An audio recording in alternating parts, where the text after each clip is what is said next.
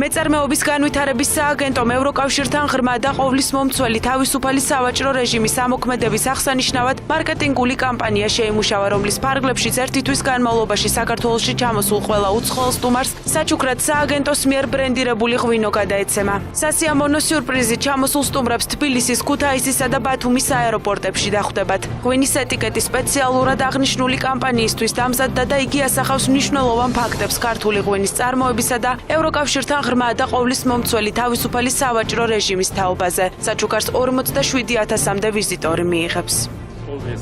ძალიან კარგი საჩუქარია, აუცილებლად წავიღებ რამდენიმე ბოთლ ქართულ ღვინოს საჩუქრად ჩემი კოლეგებისთვის. წითელი ღვინო ჩემს მეუღლესაც ძალიან უყვარს. საქართველო ჩვენი მეზობელი ქვეყანაა. მე მის შესახებ ბევრი რამ ვიცი, რადგან აქ ჩამოსვლა თვეში ერთხელ მაინც მიწევს.